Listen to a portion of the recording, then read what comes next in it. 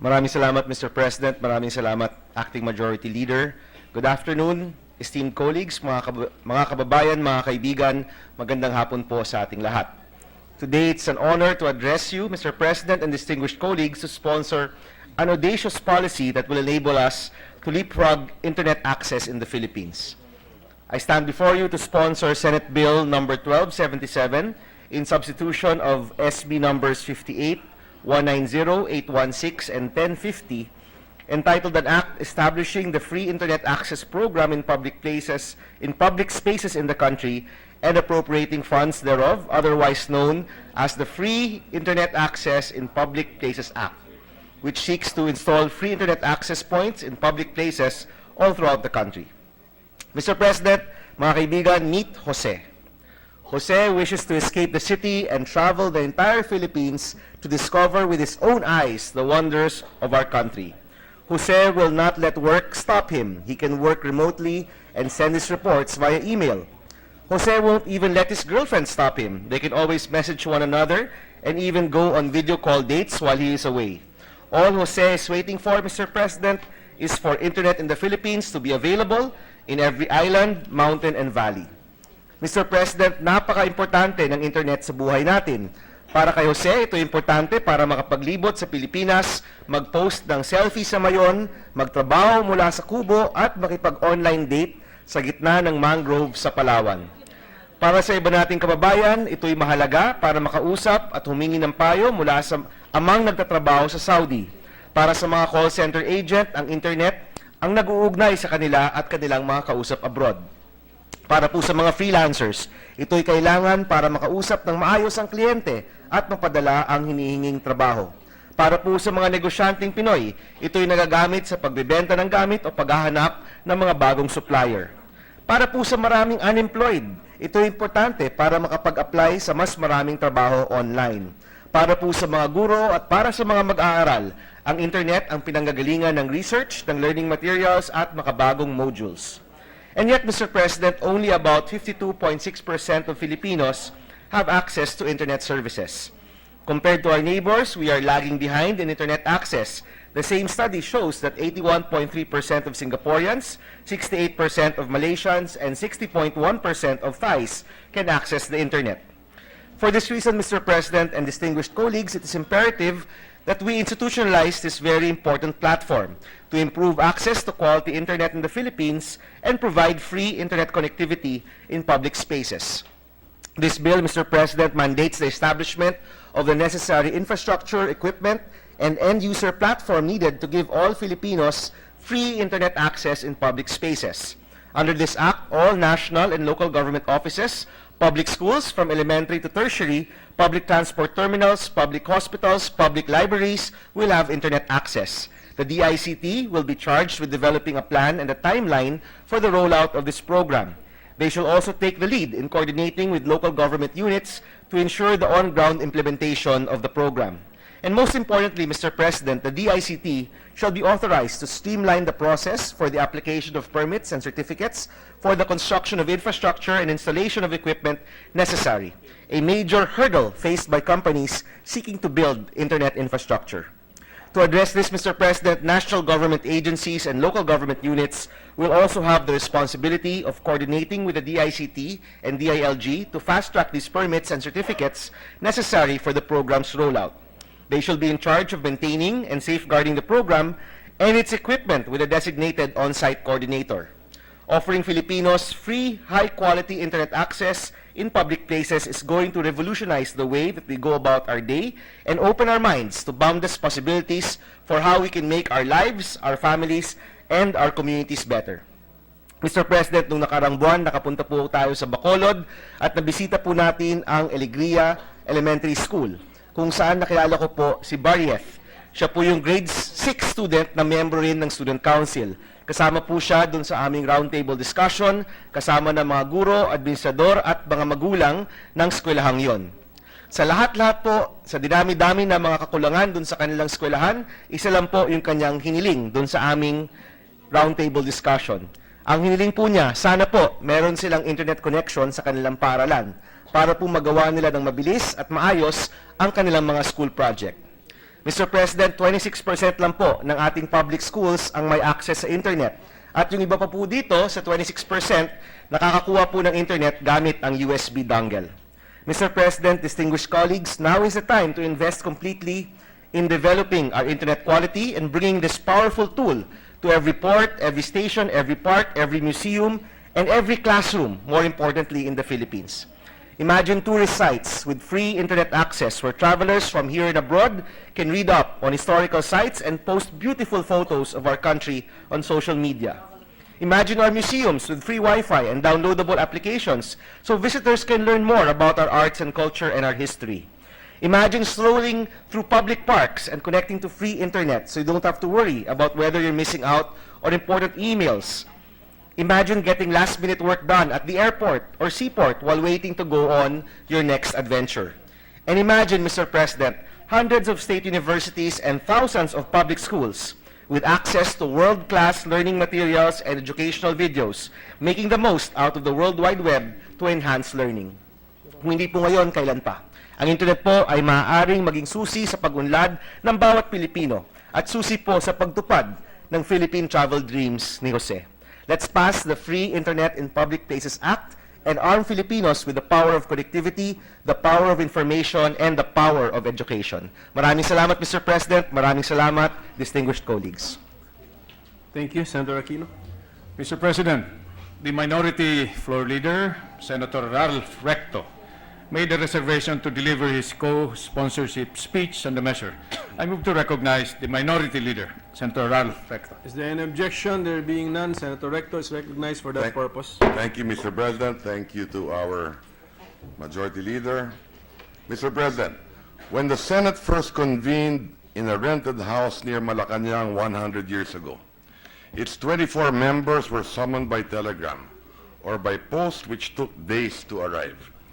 Communication was so bad that a Navy boat had to be dispatched from Zamboanga to inform and fetch Senator Buto from Hulo. So it came as no surprise that among the first measures tackled by the members of the first Philippine Senate was how to install a string of wireless telegraph stations across the archipelago. By 1919, due to appropriations authorized by the legislature, the first wireless stations were up and running in Puerto Princesa, Jolo, Zamboanga, Davao, Malabang in Lanao, and San Jose in Mindoro. It was also during that year that the first automatic telephone system came into operation in Manila. 100 years later, here we are in the Senate, still grappling with the unending challenge on how to enable our people to communicate with each other in a way that is fast, cheap, and reliable. The technology may have changed.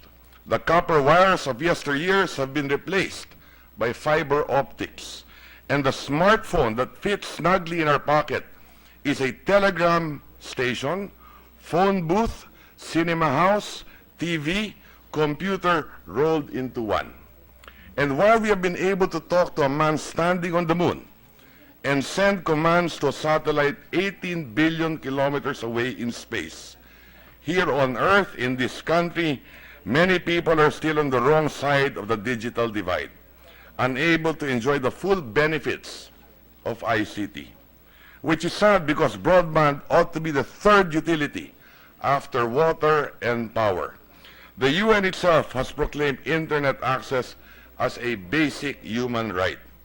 So the above is the apt justification for this bill, for the sovereign to enjoy this right and use it as a tool in the pursuit of employment, education, happiness, and to combat ignorance, fear, poverty, and hunger.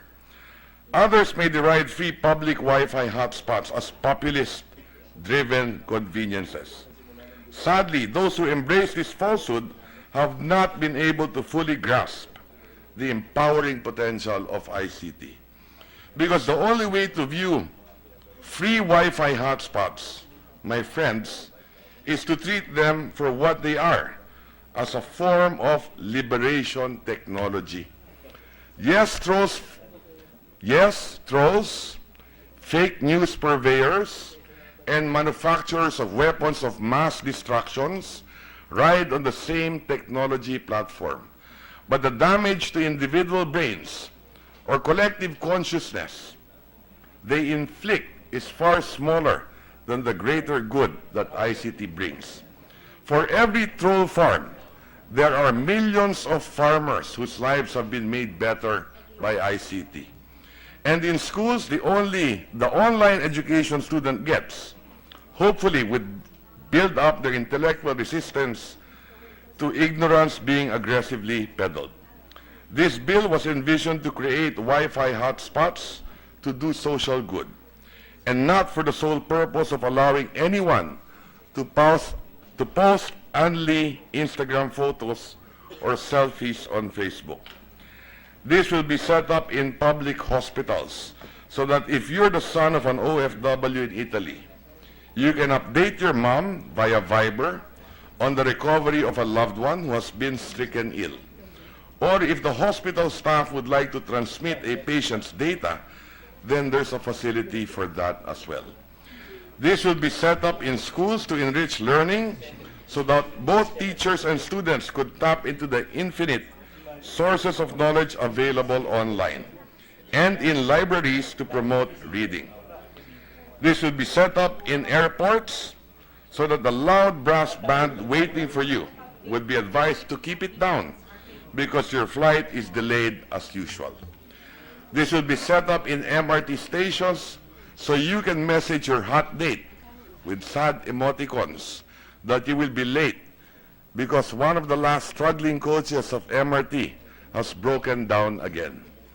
This will be set up in municipal halls so that if you're applying for a license or permit in one of the offices and you forgot to bring one requirement, a photocopy can be immediately emailed to you. This will be set up in public offices with the largest clientele and the longest queue so that their inconvenience won't be aggravated by a missing document which can henceforth be transmitted. But the real reason, actually, is that one of the things that can pacify a mob waiting to happen is free Wi-Fi. This will be set up in trading centers so that farmers will be apprised of market developments so they can get the best money out of their produce. This will be set up in police stations so that when distress calls come in by text, mas mabilis pa sila sa alas 4 at hindi sila darating bukas ng alas 4. This will be set up in the planned network of one-stop shop centers for OFWs. So if they'll need documents from other offices or from their waiting employers, they can just punch these letters into their phones. PM me this, please. Mass-wise services form part of the ICT solutions, which can ease the pain caused by the many problems we confront today, if not make them totally go away. If roads are clogged with traffic, then the information highway provides a detour. That way, energy is saved, pollution is reduced, and mass sanity is preserved. Kung matraffic, mag-telecommute. Kung malayo ang ospital, ang doktor ay napapalapit sa pamamagitan ng telemedicine. Kung malayo ang paaralan, may distance learning na sa computer pinapadaan. In the same way that need is the mother of invention, or demand ushers in efficiency, or mass use triggers innovation, it is hoped that big government investments in free Wi-Fi spots would nudge forward the upstream reforms in the telecom sector we all would like to see. This begins with improving internet speed. How come that it is faster in the ruins of Aleppo, or it races in Afghanistan in the land of the Taliban, while here in our Senate offices in the texting capital of the world, it crawls that downloads trickle in Tetris speed. Internet penetration is high, but speed is low. 60 million out of 101 million Pinoys have some sort of connection. 4 in 10 cell phone users have broadband subscription, compensating for the low 3.5% fixed line subscription rate. Yet we are oppressed by the 7th slowest broadband, 3G, 4G speed in the world. What are these reforms?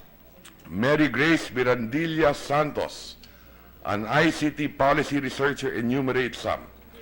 Adoption of the open access model, updating laws and regulatory framework to promote investment and innovation in communications and technology. Leveling the playing field, updating and upgrading the country's ICT strategy and plan, improving spectrum management, ensuring the competitiveness of the telecommunications industry. The prescriptions are in the particulars. Let me cite a few. Offering of non-discriminatory terms for service providers or equal access charges for clients across the board is one. Local IP peering is another. This would entail supporting growth of open, neutral IXPs where all players are treated equally. There can be shared towers and utility corridors to lower cost for all players. Government can lease assets such as fiber optic cables, poles, or carrier-neutral passive infrastructure. There should be a transparent allocation process of spectrums with clear criteria for assignment, valuation mechanism. Cruz calls it the use it or lose it approach and the refarming of spectrum resources. Anti-competitive practices must be stopped, and NTC must be remodeled into a truly regulatory and not a captive agency. How do we let thousands of free Wi-Fi spots bloom? By fixing the upstream first.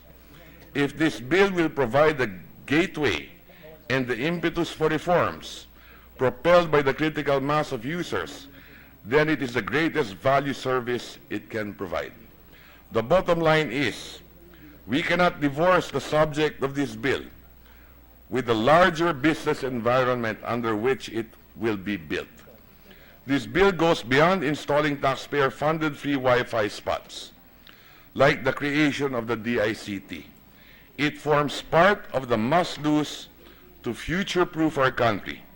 It is one of the important apps for tomorrow.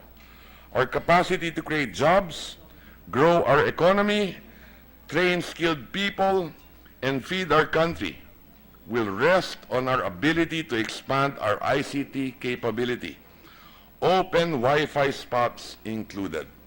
It has been said that a 10% increase in broadband penetration can lead to 1.38 increase in the gross domestic product.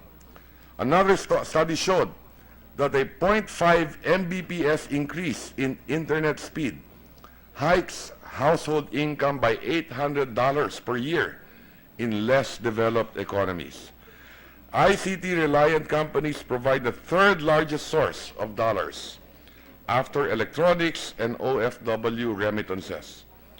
BPOs, the call centers, the back offices, medical transcription, game development, creative process outsourcing, to name a few, employ 1 million Filipinos. More if ancillary services are included.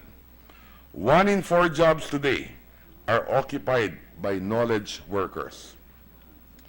Mr. President, my dear colleagues, if we want to meaningfully celebrate the 100th year of this institution, then let it be through important laws passed that will be remembered 100 years from now. This bill is definitely not on top of the list, not even in the first page of the catalog of must-pass legislation, but in this broad spectrum of bold and brave new laws. It has its special place. More so if government will leverage its Wi-Fi and other ICT-related expenditures to crowbar the lifting of the heavy lid that blocks the full enjoyment of our people of a service that has been declared a human right. Thank you, Mr. President. I ask my colleagues to support this measure.